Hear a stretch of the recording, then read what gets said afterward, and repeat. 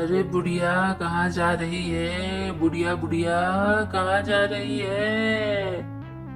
अरे बताओ ना बुढ़िया, कहाँ जा रही हो? सुनाई नहीं देता क्या? कान तुम्हारे ठीक है या फिर खराब हो गए? बेटा, तुम मेरे उम्र का मजाक उड़ा रहे हो। आ, ये क्या अच्छी बात है। मैंने सुना है तुम गांव में सबसे बदमाश हो, लेकिन मुझे ये नहीं पता था कि तुम हमें भी नहीं छोड़ोगे। अरे हमारी उम्र का लिहाज तो करो। मैंने तुम्हारे साथ क्या बुरा किया है कि जो तुम मुझसे इस तरह से पेश आ रहे हो और पूरे गांव के सामने तुम इस तरह से मेरा मजाक उड़ा रहे हो। क्या तुम्हारे घर में कोई दादी नानी या फिर कोई और बुजुर्ग लोग नहीं है कि तुम इस तरह से मुझसे बातें कर रहे हो? अरे बुढ़िया आ गई मुझे ज्ञान देने के लिए। मुझे बहुत सारा काम है, तुम्हारा ये फालतू का प्रवचन नहीं सुनना है। हरिया जैसे ही थोड़ा आगे जाता है तो उसका एक दोस्त मिलता है। अरे हरिया, इतने दिनों के बाद दिख रहे हो मेरे दोस्त, तुम कैसे हो? हाँ हाँ ठीक हूँ। तुम आखिर क्या कर रहे हो? इतनी कड़ी धूप पे यहाँ पर नजर आ रहे हो। अरे हरिया, मैं तो तुम्हें ही बुलाने के लिए आ रहा था तुम्हारे घर पे।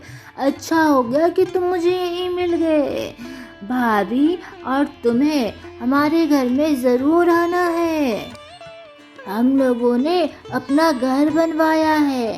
तुम अपनी पत्नी को लेकर ज़रूर से कल आ जाना। गांव के और सारे लोग आएंगे। भाभी को लेकर ज़रूर से आना कल। तभी हरिया मुंह बनाकर कहता है, अरे तुम्हारे घर में कल मैं और तुम्हारी भाभी नहीं आ पाएंगे। तुम्हारा घर क्या ही देखने का होगा, झोपड़ी जैसा तो होगा, फिर जाके देखकर करूंगा क्या? और तुम्हारी भाभी क्यों जाएगी उस घर में तुम्हारे घर को देखने के लिए?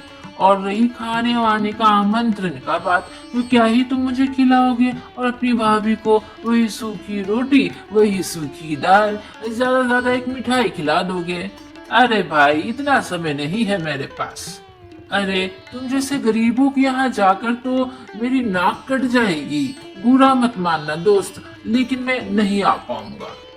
हरिया के दोस्त को बहुत ही उसकी बातों का बुरा लगा, लेकिन वह उससे कुछ कह नहीं पाया और वहां से चला गया। हरिया एक नदी किनारे पहुंचा।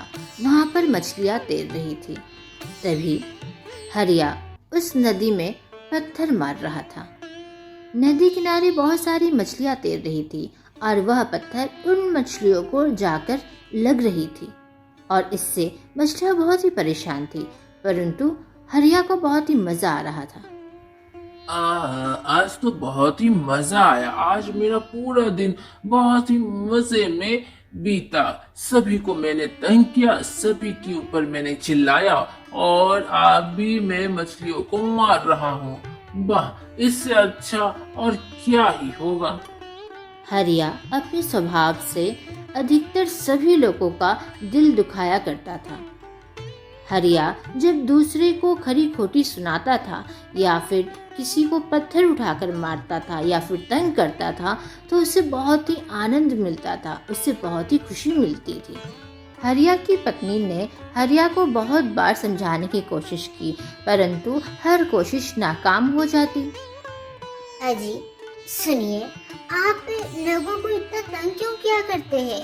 गांव के सभी बच्चों को तंग करते हैं, बूढ़े बुजुर्ग को तंग करते हैं, मछलियों को भी नहीं छोड़ते, जंगली जानवर से लेकर मतलब किसी चीज को भी आप छोड़ते नहीं है।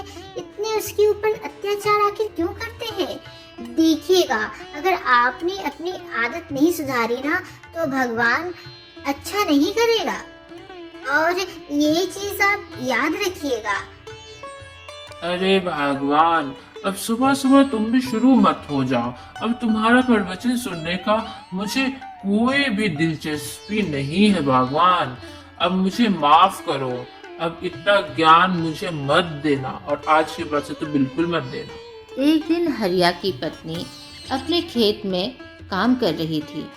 तभी वहाँ पर एक बूढ़ी अम्मा आती है और कहती है, अरे बेटा, तुम यहाँ खेत में काम कर रही हो, लेकिन तुम्हारे चेहरे पर तो बहुत ही उदासी छाई हुई है। आखिर क्या बात है, बताओ, मैं तुम्हारी कुछ मदद कर सकती हूँ।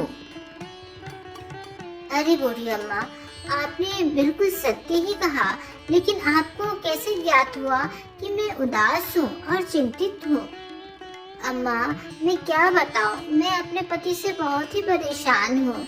वो सभी को खराब बोलते हैं, सभी को बहुत ही तंग करते हैं, परेशान करते हैं, बच्चों को भी नहीं छोड़ते। जंगली जानवर से लेकर पालतू जानवर से लेकर पक्षी तक को नहीं छोड़ते। सभी लोग गांव वाले हमेशा शिकायत करते रहते हैं मेरे पति के लिए। और क्या मैं बोलूँ, मैं उनको कितनी बार समझाई हूँ कि किसी को तंग नहीं करना चाहिए, किसी को खराब नहीं बोलना चाहिए, लेकिन मेरे पति सुनते ही नहीं हैं। ठीक है बेटा, मैं तुम्हारी बात समझ गई। कल तुम अपने पति से जाकर कहना कि अगर तुम उल्टा पुल्टा बोलोगे या फिर जो भी तुम जैसा करोगे वैसे ही तुम्हें दूसरे दिन भुगतना पड़ेगा। देखो, अगर उसके साथ खुद ऐसा नहीं होगा तब तक वो नहीं सुधरेगा। मुझे समझ में आ गया कि तुम्हारा पति लातों का भूत है, बातों से उसे कुछ नहीं समझ में आता।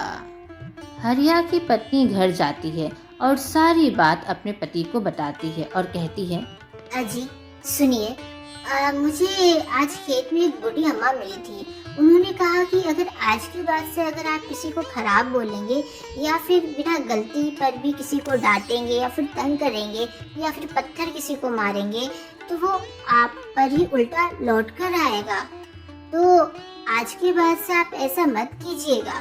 और वो बूढ़ी अम्मा कुछ जादुई वाली लग रही थी, यह सच में हो सकता है, इसलिए ध्यान रखिएगा आप अपना। अरे भगवान, तुम कहाँ किस लफड़े में पड़ जाती हो और क्या कर रही हो? तुम किससे बात करती रहती हो? तुम्हारा दिमाग तो सही है कि नहीं है? अरे ये सब छोड़ो, मेरे लिए खाना निकाल दो, बहुत ही भूख लगी हुई है। दूसरे दिन हरिया को रास्ते में उसकी पड़ोसन मिलती है। तभी हरिया कहता है, अरे पड़ोसन, आज तो तुम्हारे बाल एकदम जंगल जैसे लग रहे हैं, एकदम जंगली बाल जैसे लग रहे हैं। तुम्हारे बाल है या फिर जंगल? ठीक से बाल क्यों नहीं बनाती हो, पागल औरत? आपको शर्म नहीं आती? आप मुझसे किस तरह से बात कर रहे हैं? और क्या मैं पागल हूँ? और क्या मेरे बाल जंगल जैसे लग रहे हैं? आपको तमीज़ नहीं है। देखना, भगवान आपको इसकी सज़ा ज़रूर से देगा। आप हमेशा सभी को तंग करते हैं, परेशान करते हैं, और आपको समझ में नहीं आती कि आप दूसरे को कितना ये कर रहे हैं, तंग कर रहे हैं। देखना, आपको भगवान इसका जवाब ज़रूर देगा और जल्दी ही देगा। देखते ही देखते शाम हो गई।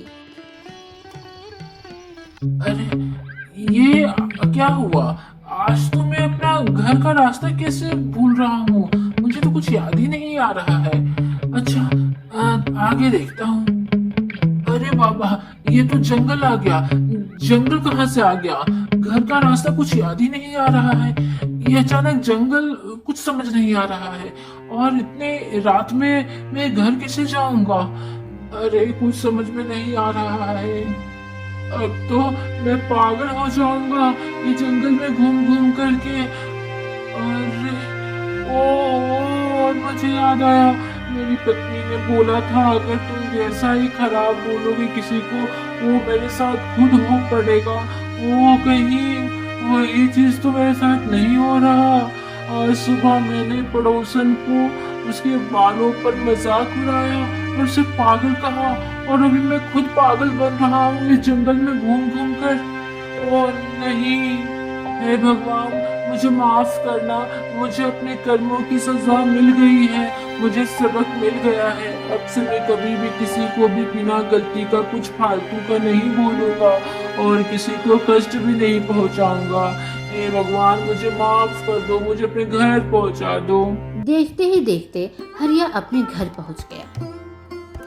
अरे भगवान, तुम सत्य ही कह रही थी, मुझे अपनी गलती का एहसास हो चला है। अब से मैं अच्छा इंसान बनूंगा और सबकी मदद करूंगा और किसी को भी तंग नहीं करूंगा।